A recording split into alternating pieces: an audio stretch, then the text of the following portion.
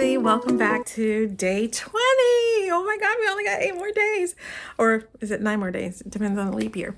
But let's get in with things how to stay organized when you're doing your job search or when you're looking at job applications. I have a tracker and I use, hello, I'm sorry, I just jumped right in. Didn't even give you any foreplay or anything. So what we want to do is when you're job searching, it can get really messy. It can get really fast because you've got lots of jobs going out, lots of responses coming in, lots of rejections. I don't know, I want to say it like that, but just lots of responses, lots of people wanting to schedule appointments with you and different things like that. And so here's how I'm managing. I have a declined, one of those declined files in my Gmail account, and that's where I automatically put declines. I put it there, and that way so I can track. But then I also have a spreadsheet, and I don't want to share the spreadsheet with you because it was shared with me from someone, and I don't think I have her permission to share that information. But it's a tracker that basically says the date, the role, the company, the person who you're talking with, whether it's what type of role it is, what type of company it is, and it lets you put their website down. Let me see if I can, let me look at all the different things, just so I'm familiar. So like all the different, let me see, I'm on the wrong page. Excel, my drive.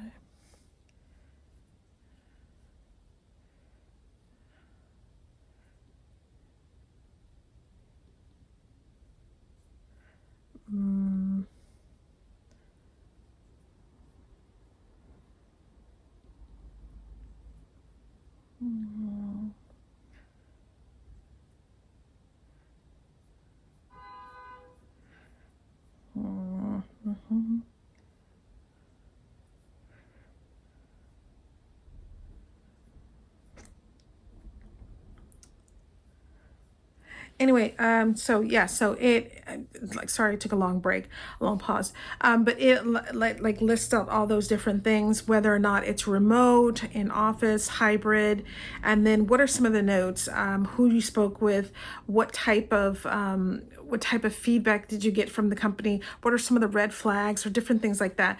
That is very, very helpful, when you're looking at roles. So having, so it's my job application tracker. It's the stage in which you were rejected. Like I say, the application status, whether it's still in progress. Because let's say if you're applying for roles at like Google or Apple or something like that, they always have, because they have millions of people who, not millions, well, maybe, lots of people who are applying for roles. And so they update their information inside of that site.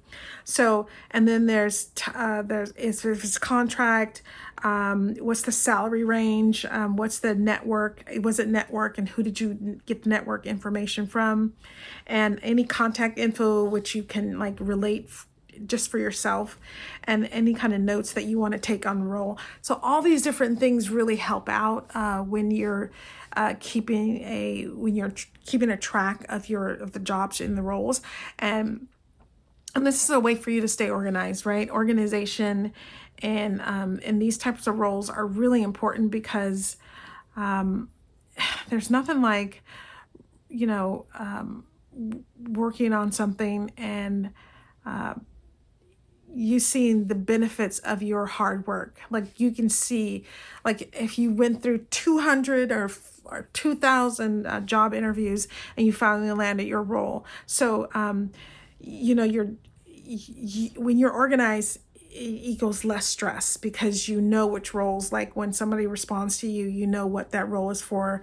You can see the job description, so there aren't any shocks, especially if you have salary expectations. And then also, it's always good to follow up when you're on the call with someone and asking them, what's the range again? Just so there's some clarity, because sometimes there could have been a mistype or something.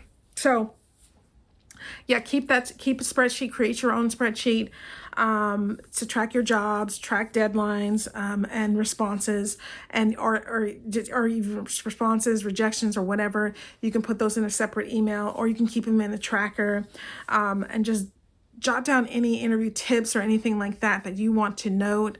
Like if someone's giving some great advice, write those down in notes and send them to yourself. And just reminders to follow up in any emails after you've had an interview. Follow up with a thank you for taking the time to speak with me.